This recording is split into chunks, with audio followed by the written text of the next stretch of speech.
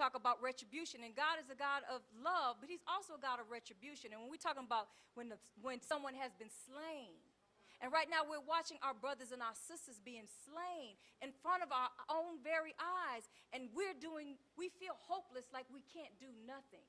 And so justice or else. All roads lead to justice or else. What is justice again? And then what is the or else? And we're talking about economic sanctions, how we hold our monies. We stop practicing Christmas the way that we do. Focus on the reason for the season. Focus on the Christ, but not necessarily on the Christmas presents. And so when we collectively put our monies together and we support black businesses like Caffeine Coffee in this place that we are so grateful to be in, or we support Sister Dr. Burton, or we support our schools, or we support our sister attorneys, and we support our young people who have projects that are trying to do something, then we'll become better and stronger as a people and as a nation. And our unity is more powerful than an atomic bomb. So I just leave you with that. And that information will be emailed to you as well. Now, before we end, I would like to bring up Sister Wakiti. And we wanted to give you some information and share with you the what's next after this. What's next? How do we continue to keep this sisterhood going? How do we continue to keep the sisterhood going outside of these four walls, right? Each one, reach one. Sister Wakiti? And thank you so much again, Sister Sadia, and thank you all for your energy. And this has been, I believe, a very, very powerful meeting. Would you all agree? Yes. But what's next? What's next? We have so many different talents and so many different people who are working on organizations within the city of Houston and on the outskirts of Houston who are doing really wonderful things for our community. In October, we have a very, very awesome event. It's entitled the Queen Summit.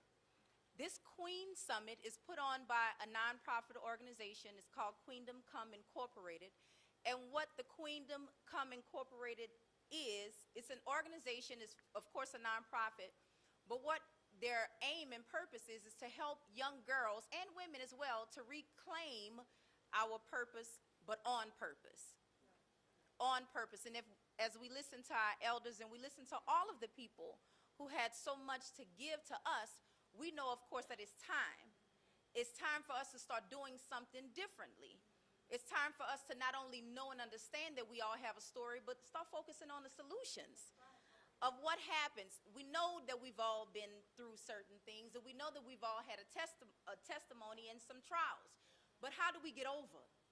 How do we now start to rewrite the script? How do we now start to do something differently for the next generation? How do we make sure that it doesn't happen again? You can't save anybody else until you first save yourself. And I think the message has been echoed throughout everybody's message. Everybody said pretty much the same thing because there is no mystery guide to this. And there is no abracadabra. The solution is very, very simple. It's self-improvement, right?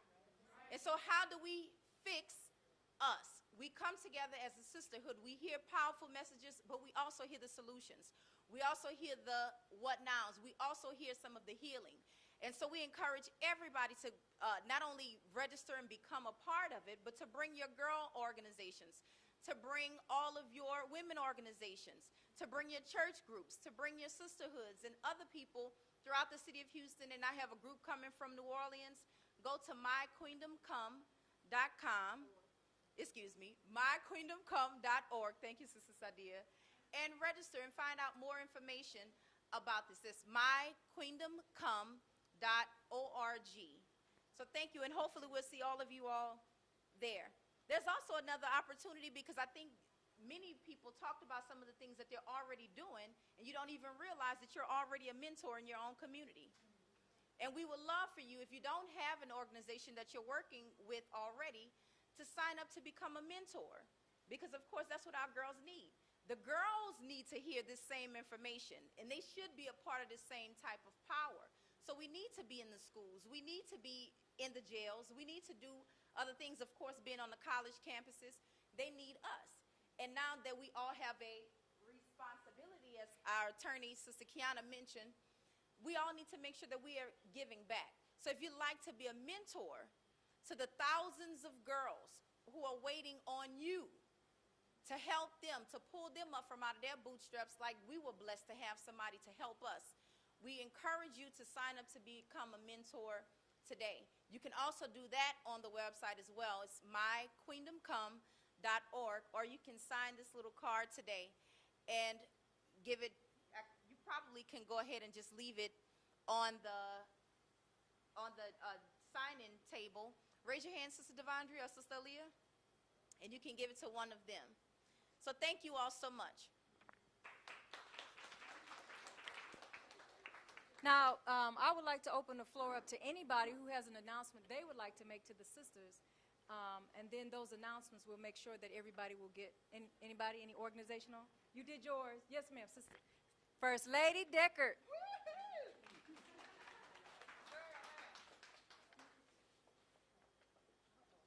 I don't know if I necessarily need a mic, but I just want to tell all these ladies, thank you guys so much for just opening up your heart and sharing your story. And I don't really have an announcement. I just wanted to tell them thank you, because I truly appreciate you guys being so transparent. And I just want all of my Christian sisters that are out there, I want you to know that Sisterhood was activated. I keep hearing you say the word sisterhood, but me and a young lady by the name of Michelle Harden, as we ate lunch on last week, she said sisterhood has to be activated, though. It has to become more than just a slogan. And what Sisterhood activated means is what we're doing right now. It doesn't matter if I'm a Christian or if you're a Muslim, but it's about us walking together and making change happen. So truly, I walk away on today knowing that I need to raise my children. Oh, I need all my Christian sisters out there to know that. I walk away knowing I need to educate my children. I walk away knowing that I'm not the only one that been molested, that my childhood had to be interrupted. I had to become an adult before time. So I walk away on today knowing that I need to be a voice in my community. It's nothing wrong that the depression is there, but it's because we don't do anything about it. So I walk away today. I want you to know I'm humbled and I'm grateful and I'm full that not only did God put this up on Derek Muhammad's heart, but that he used you to birth it and allow it to happen. So I want all my Christian sisters that didn't get to come home, but maybe they're listening to the telecast. I want them to get activated back in their communities, back in their churches. I want you guys to go back and become the biggest voice that this city has ever seen. I want us to turn this city upside down, shouting, sisterhood activated. Again, I just want to tell her thank you so much. I love you. And somebody said that this was the best mosque. Lady Deckard does feel that way. It is the best mosque, and I'm a Christian because I love them. I love all of them, and I'm grateful because they are my sisters. And I am so thankful for you.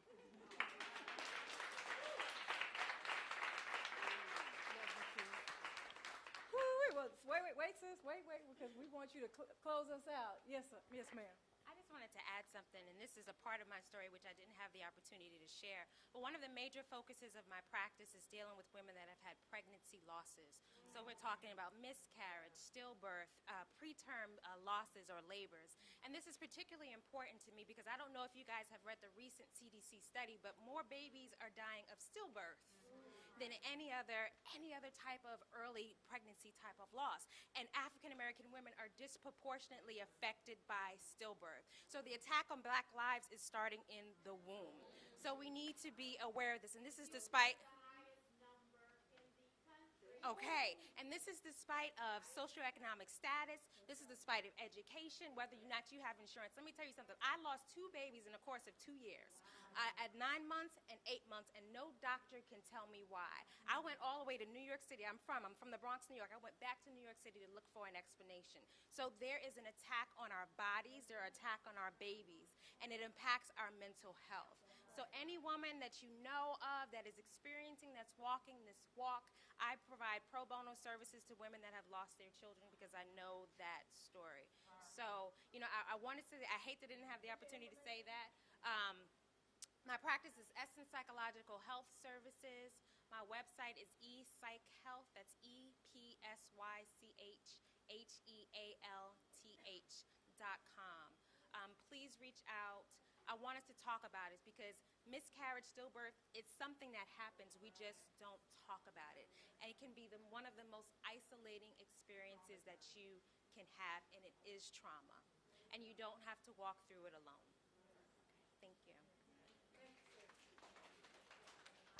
So Sister First Lady Deckard is going to close us out, but I just wanted to say that it was an honor and it was a privilege to connect with you. You saw the sisters, some of the sisters we had on green, and then our sister over here, which was, all of it was so appropriate, these colors that we all wore. But when we're dealing with the chakra system, we wanted to make sure that our hearts were activated, our heart chakra was activated, and then we had an elder over here who had her, all that wisdom coming down from the top of her head to the crown of her feet, and then we had our little sister who had all of this